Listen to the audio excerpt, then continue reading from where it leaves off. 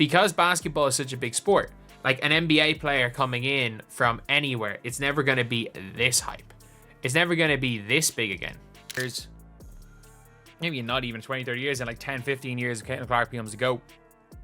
And it's one of one, and it could end up being worth $1 million. What if I told you that Caitlin Clark just shattered 2 records while not even playing? Yep, sidelined with an injury, Clark has somehow managed to dominate the market without stepping on the court. But how did this happen? And what does it mean for her team and the entire WNBA? Before we move on, I'd like to ask you a small favor. If you appreciate this content, please take a second to like this video and subscribe to the channel. Over 98% of you watch the videos without subscribing. It costs you nothing, but it makes a huge difference to us. So, did you click the subscribe button? Great. Thank you so much. Now, back to the video. Imagine this. A rookie card for Caitlin Clark sold for $660,000. That number isn't just stunning, it's historic. No other WNBA card in history has ever come close. And here's what's even more unbelievable. So the card is a 1/1 signed Caitlin Clark PSA 10. And it sold for $234,000.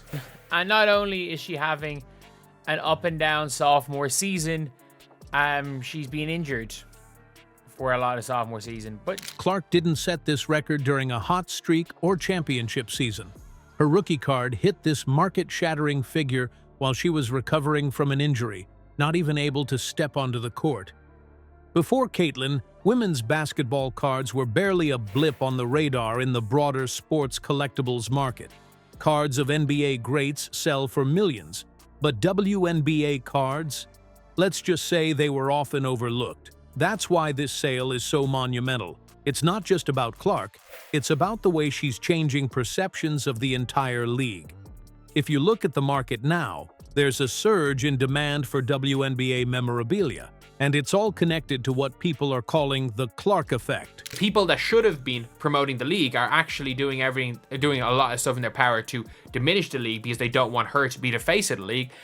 Guys, Caitlin Clark is having a up and down sophomore season. Take Aja Wilson and Sabrina Ionescu, for example, 2 incredible players who have seen the value of their own cards and merchandise climb, arguably thanks to Caitlin putting a spotlight on the league. It's like she's single-handedly raised the bar, even for her competition. What makes her different, though? Why Clark? Part of it's her game. Spectacular three-pointers, jaw-dropping assists, and her ability to take over any match. But outside the court, she's become this cultural phenomenon. Autographed 10. If the collector's market stays as is, and Caitlin Clark becomes the greatest player of all time, that is going to be worth $1 million. Buying one of these cars at $300K, or buying a house, and yeah, it's nearly doubled. It's nearly doubled in a day. Her personality, her confidence, and her ability to carry a league on her back are unmatched. Fans don't just want to follow her career. They want a piece of it, whether that's through jerseys, collectibles, or literally investing in her future by buying memorabilia. But here's the real kicker. Caitlin's market impact isn't just a testament to her. It reflects a hunger for more attention, respect, and recognition for women's sports. What happens, though, when that star power is forced to go quiet for a little while? What happens to her team and the league when the brightest light is suddenly dimmed? Here's how big Caitlin Clark's influence is. 77% of Indiana Fever fans said they'd stop supporting the team if she left. Let that number sit for a second. It's not just a preference, it's practically a loyalty clause. That's the kind of pull she has, and her current injury is putting all of it under a spotlight.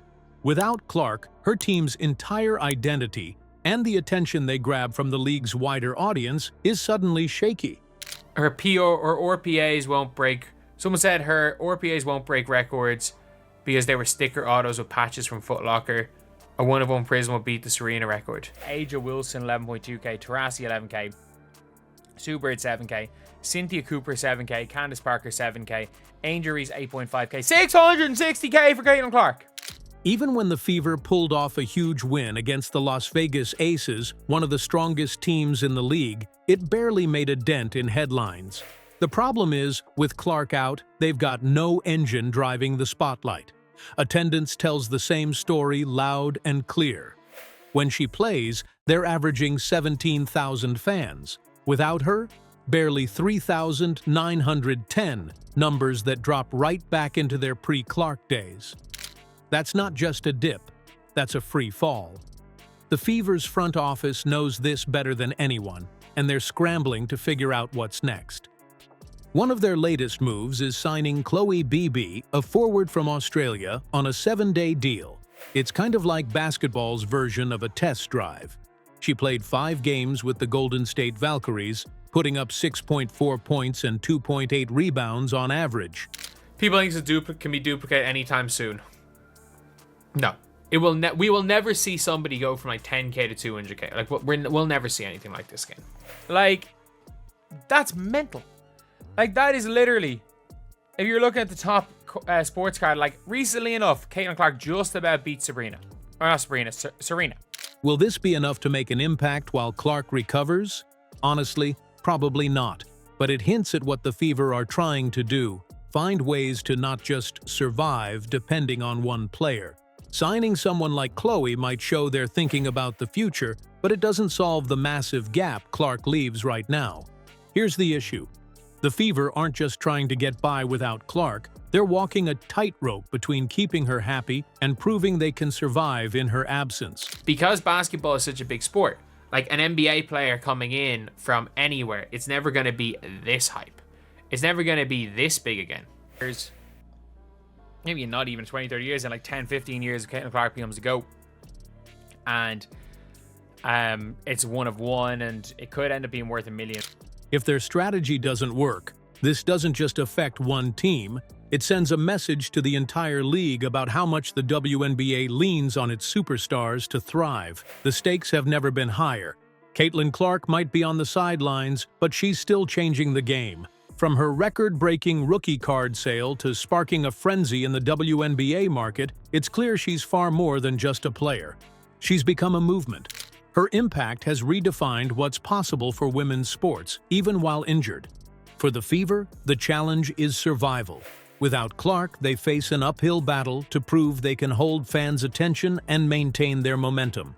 But here's the truth. Clark isn't just uplifting one team. She's reshaping an entire league. Can the WNBA build something bigger alongside her? That's the question.